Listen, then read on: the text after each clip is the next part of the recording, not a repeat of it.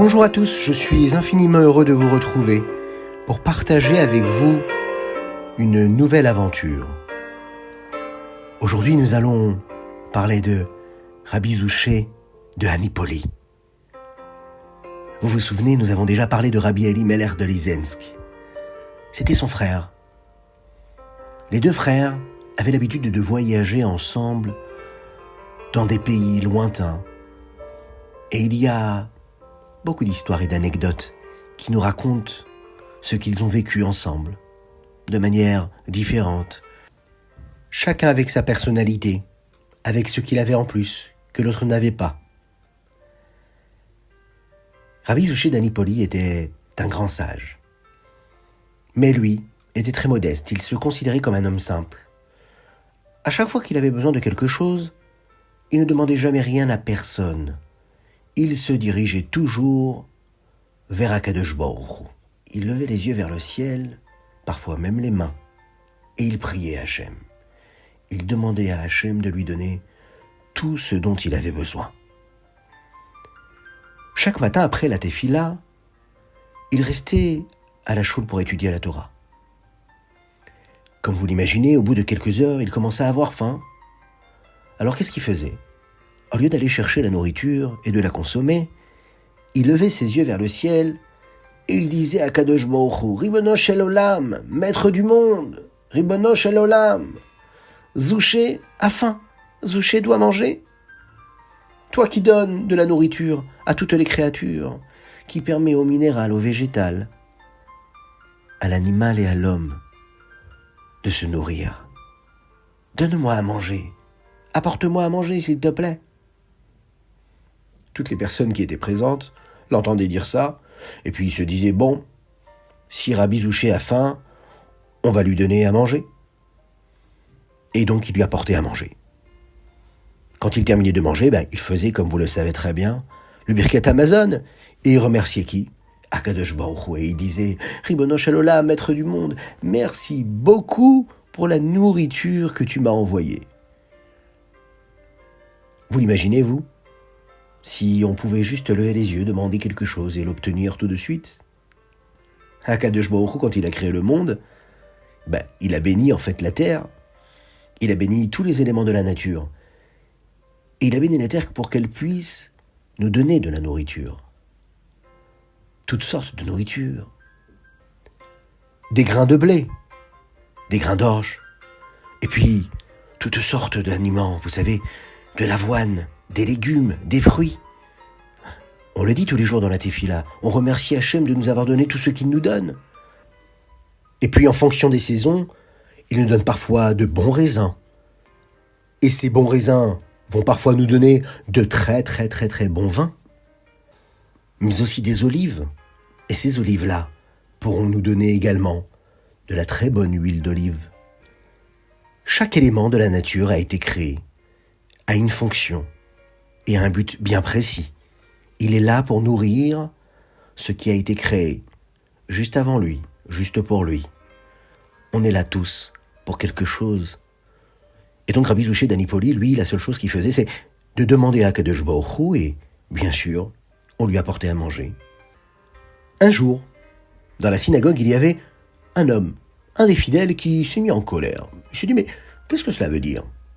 Ce n'est pas possible. Rabbi Zouché d'Anipoli sait très bien que c'est nous qui lui apportons à manger. Pour quelle raison, dans ces cas-là, il demande à Akadosh Baruch Hu de lui donner, s'il sait très bien que c'est nous qui lui apportons à manger tous les matins ? Il a donc décidé que le lendemain, personne n'allait lui apporter à manger lorsqu'il allait demander à manger, pour voir sa réaction. Le lendemain, c'est ce qu'il s'est passé. Rabbi Zouché termine sa tefila, il étudie quelques heures, au bout d'un certain temps, il a faim, il lève donc ses yeux vers le ciel et demande « Akadosh Baruch Hu, Ribono shel olam, maître du monde, donne-moi s'il te plaît, donne-moi à manger » Mais là, personne ne répond, personne ne lui apporte à manger. « Mais Hachem, Zouché a faim, je t'en prie, envoie à manger à Zouché » Et là, au bout de quelques minutes, la porte de la synagogue s'est soudain ouverte. Et là, un homme que personne ne connaissait est entré. Il avait dans ses mains une marmite remplie de nourriture. du pain, des bonnes choses à manger. Il a regardé les fidèles, il s'est tourné vers un des fidèles, il lui a dit « Est-ce que tu connaîtrais peut-être une personne qui s'appellerait Zouché, Rabbi Zouché ?» L'homme n'a pas compris d'où est-ce qu'il arrivait. Il lui dit « Oui, vous pouvez aller, il est au fond de la salle. Il est assis là-bas, il étudie la Torah. » Il s'est tout de suite dirigé vers lui, lui a apporté cette belle marmite, de quoi manger, un bon repas avec du pain, tout ce qu'il fallait pour qu'il puisse se rassasier et prendre des forces pour étudier ensuite encore mieux la Torah et accomplir des mitzvot. Rabbi Zouché d'Anipoli a vu ça, il a tout de suite levé les yeux vers le ciel, il a dit « Ribono shel olam, maître du monde, je savais que je pouvais avoir confiance en toi. Tu t'occupes de chacun, tu donnes à manger à tout le monde, au minéral, au végétal, à l'animal, à l'homme.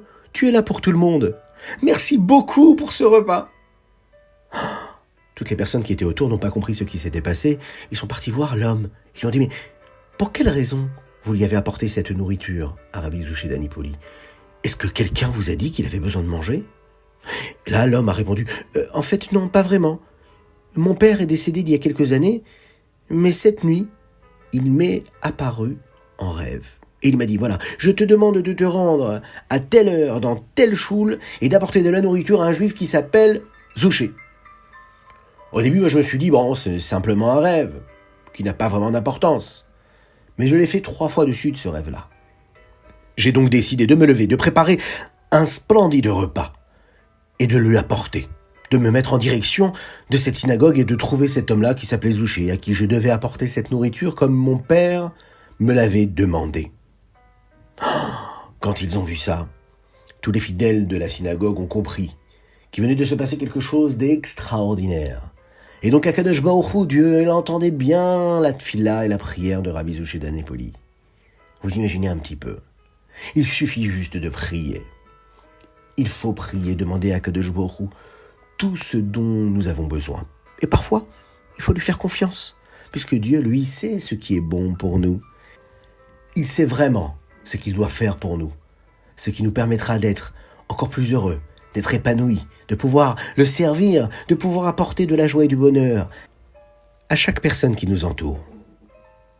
Qu'Akadosh Baruch Hu vous bénisse et qu'il vous protège, qu'il étende sa grâce sur vous, qu'il vous donne la possibilité de vivre cette foi, cette conviction et cette confiance en Dieu, qui vous permettra toujours de prier, de vous adresser à Akadosh Baruch Hu, de lui demander de diriger vos pas vers le chemin de la vérité, celui qui nous permettra de rejoindre très rapidement la Géoula, la délivrance totale, avec le Mashiach Tzidkenu, très rapidement avec la construction du Beth Amikdash.